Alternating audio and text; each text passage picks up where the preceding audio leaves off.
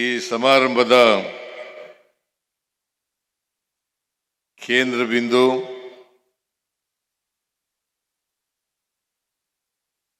ಸನ್ಮಾನಿತರು ಆದಂತ ಗೆಳೆಯ ವಿಧಾನ ಪರಿಷತ್ತಿನ ಸಭಾಪತಿಗಳು ಆದಂತ ಬಸವರಾಜ್ ಹೊರಟ್ಟಿಯವರೇ, ವಿಧಾನಸಭೆಯ ಸಭಾಧ್ಯಕ್ಷರಾದಂತ ಯುಟಿ ಖಾದರ್ ಅವರೇ, ಕೇಂದ್ರ ಸರ್ಕಾರದ ಆಹಾರ ಮತ್ತು ಸಾರ್ವಜನಿಕ ವಿತರಣೆ ಹಾಗೂ ನವೀಕರಿಸಬಹುದಾದ ಇಂಧನ ಸಚಿವರಾದಂಥ ಶ್ರೀ ಪ್ರಹ್ಲಾದ್ ಜೋಶಿ ಅವರೇ, ಮಾಜಿ ಮುಖ್ಯಮಂತ್ರಿಗಳು ಸಂಸದರು ಆದಂಥ ಶ್ರೀ ಜಗದೀಶ್ ಶೆಟ್ಟರ್ ಅವರೇ, ಮಾಜಿ ಮುಖ್ಯಮಂತ್ರಿಗಳು ಸಂಸದರು ಆದಂಥ ಬಸವರಾಜ ಬೊಮ್ಮಾಯಿ ಅವರೇ, ವಿಧಾನ ಪರಿಷತ್ತಿನಲ್ಲಿ ಮುಖ್ಯ ಸಚೇತಕರಾದಂಥ ಸಲೀಂ ಅಹಮದ್ ಅವರೇ, ಉಪಸಭಾಪತಿಗಳಾದಂಥ ಶ್ರೀ ಪ್ರಾಣೇಶ್ ಅವರೇ, ಎಲ್ಲದವರು ಇದ್ದಾರ, ವಿಧಾನಸಭೆಯ ವಿರೋಧ ಪಕ್ಷದ ಉಪಸಭಾಪತಿಗಳಾದಂಥ ಉಪ ನಾಯಕರಾದಂಥ ಶ್ರೀ ಅರವಿಂದ್ ಬೆಲ್ಲದ್ ಅವರೇ, ಕ್ಷಮಿಸಬೇಕು ಸಮಯ ಕಡಿಮೆಯಾಗಿದೆ. ವೇದಿಕೆ ಮೇಲೆ ಇರ್ತಕ್ಕಂಥ ಎಲ್ಲ ಶಾಸಕ ಮಿತ್ರರೇ, ಇತರ ಎಲ್ಲ ಆಹ್ವಾನಿತ ಗಣ್ಯರೇ, ಇಲ್ಲಿ ಇಷ್ಟೊಂದು ದೊಡ್ಡ ಸಂಖ್ಯೆಯಲ್ಲಿ ಸೇರಿರ್ತಕ್ಕಂಥ ಆತ್ಮೀಯ ಸೋದರ ಸೋದರಿಯರೇ,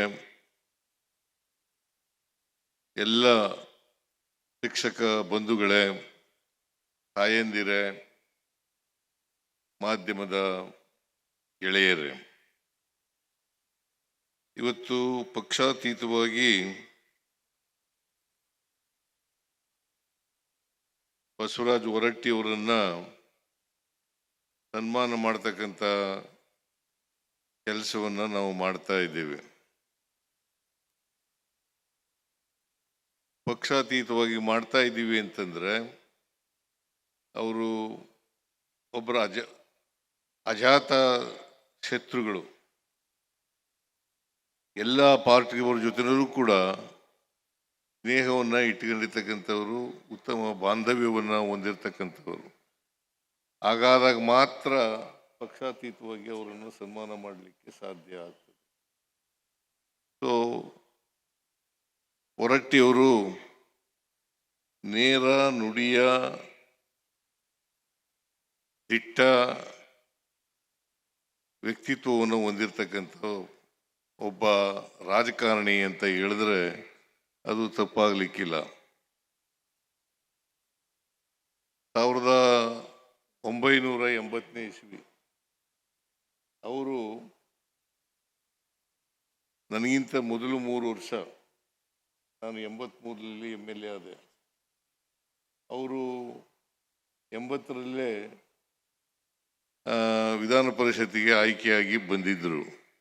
83ರಿಂದ ಇವತ್ತಿನವರೆಗೆ ಸುಮಾರು 4 ದಶಕಗಳಿಗೂ ಹೆಚ್ಚು ಕಾಲ ನನ್ನ ಅವರ ಸ್ನೇಹ ಇದೆ, ಇವತ್ತಿಗೂ ಇದೆ, ಮುಂದೇನೂ ಇರ್ತದೆ ಅಂತಕ್ಕಂಥ ಮಾತುಗಳನ್ನು ಹೇಳಲಿಕ್ಕೆ ಬಯಸ್ತೇನೆ.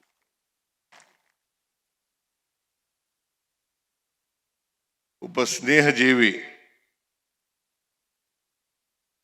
ಆಡಂಬರ ಇಲ್ಲ, ಅಧಿಕಾರದ ಮದ ಇಲ್ಲ. ಯಾವತ್ತೂ ಕೂಡ 8 ಬಾರಿ ಗೆದ್ದಿದ್ರು ಕೂಡ ಅದು ಶಿಕ್ಷಕರ ಕ್ಷೇತ್ರದಿಂದ 8 ಬಾರಿ ಗೆದ್ದಿರ್ತಕ್ಕಂಥದ್ದು. ಶಿಕ್ಷಕರು ಪ್ರಜ್ಞಾವಂತ ಜನ, ಆ ಶಿಕ್ಷಕರ ಪ್ರಜ್ಞಾವಂತ ಮತದಾರರು ಇರ್ತಕ್ಕಂಥ ಕ್ಷೇತ್ರದಲ್ಲಿ 8 ಬಾರಿ ಗೆಲ್ತಕ್ಕಂಥದ್ದು ಅಂತಂದರೆ ಅವರು ಶಿಕ್ಷಕರ ಸಮಸ್ಯೆಗಳಿಗೆ ಸ್ಪಂದಿಸ್ತಕ್ಕಂಥ ಕೆಲಸವನ್ನು ನಿರಂತರವಾಗಿ ಮಾಡ್ತಾ ಇದ್ದಾರೆ ಅಂತಕ್ಕಂಥ ಮಾತುಗಳನ್ನು ಈ ಸಂದರ್ಭದಲ್ಲಿ ಊಹಿಸ್ಕೊಳ್ಳಿಕ್ಕೆ ಸಾಧ್ಯ ಆಗ್ತದೆ. ನನಗೂ ಅವ್ರಿಗೂ ಸ್ನೇಹ ಸುಮಾರು 40 ವರ್ಷಗಳಿಗೂ ಹೆಚ್ಚು ಕಾಲದ್ದು ಅಲ್ಲ. ನಾನು 83 ಶಾಸಕನಾದ ಮೇಲೆ ಮೊದಲನೇ ಬಾರಿಗೆ ಭೇಟಿಯಾದೆ ಬಸವರಾಜ ಬೊಮ್ಮಾಯಿ, ಆಮೇಲೆ ಇವರಿಗೆ ಬಸವರಾಜ ಹೊರಟ್ಟಿಯವರಿಗೆ. ಆಗ ಭೇಟಿಯಾದ ಮೇಲೆ ಸ್ನೇಹ ಸ್ವಾಭಾವಿಕವಾಗಿ ಬಂತು. ನಾನು ಕೂಡ ಹಳ್ಳಿಯಿಂದ ಬಂದವನು, ಇವರು ಹಳ್ಳಿಯಿಂದ ಬಂದವರು.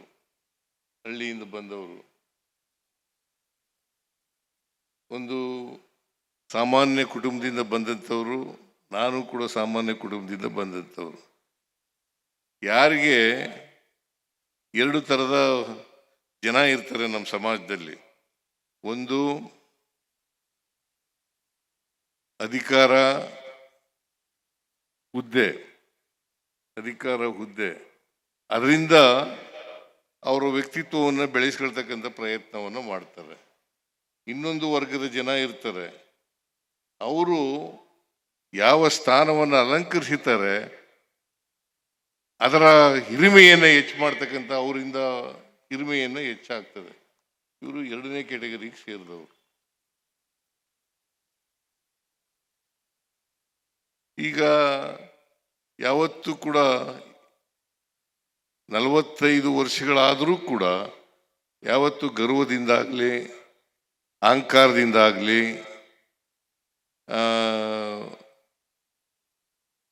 ನಾನು ಸೀನಿಯರು ಅಂತಕ್ಕಂಥ ಭಾವನೆಯಿಂದಾಗಲಿ ಯಾವತ್ತೂ ಕೂಡ ನಡ್ಕೊಂಡಿರ್ತಕ್ಕಂಥ ಉದಾಹರಣೆಯನ್ನು ನಾನು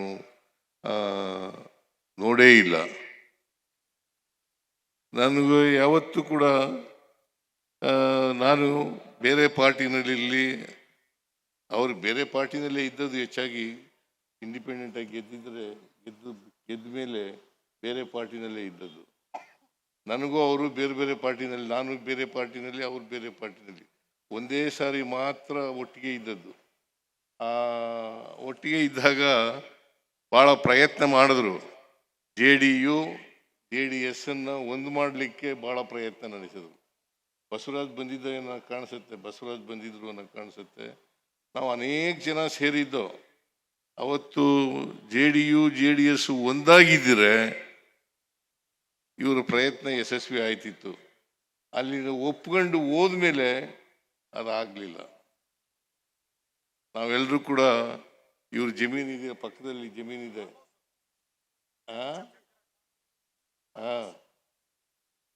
ತೋಟದಲ್ಲಿ. ನೀವಿರ್ನಿಲ್ಲ ಬಿಡಿ ಜಗದೀಶ್ ಶೆಟ್ಟಿ.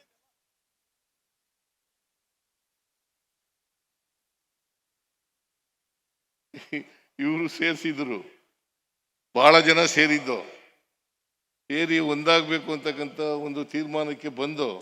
ಬಟ್ ಆದರೆ ರಾಮಕೃಷ್ಣ ಹೆಗ್ಡೆಯವರು, ಬೊಮ್ಮಾಯಿಯವರು, ಜೆ.ಎಚ್. ಪಟೇಲ್ರು ಮತ್ತು ದೇವೇಗೌಡರು ಅವರು ಒಂದಾಗ್ತಕ್ಕಂಥ ಅದಕ್ಕೆ ಒಮ್ಮತ ಬರಲಿಲ್ಲ. ಹಾಗಾಗಿ ನಾವು ಒಂದಾಗಲಿಲ್ಲ. ಸೊ ಇದರಿಂದ ಭಾಳ ಪ್ರಯತ್ನ ನಡೆಸಿದರು. ನಾವು ಇವ್ರ ಮಾತಿಗೆ ಜೋತ್ ಬಿದ್ದು ನಾವೆಲ್ಲರೂ ಕೂಡ ಬಂದಿದ್ದು. MP ಪ್ರಕಾಶ್, ಸಿಂಧ್ಯಾ, ನಾಣಯ್ಯ, ಬೈರೇಗೌಡ ಅವರೆಲ್ಲರೂ ಬಂದಿದ್ದರು. ಬೊಮ್ಮಾಯಿ ಅವರು ಅಲ್ಲ, ಬಸವರಾಜ ಬೊಮ್ಮಾಯಿ ಅವರು ಬಂದಿರಲಿಲ್ಲ. ಸೀನಿಯರ್ ಬೊಮ್ಮಾಯಿ ಬಂದಿರಲಿಲ್ಲ. ಬಸವರಾಜ ಬೊಮ್ಮಾಯಿ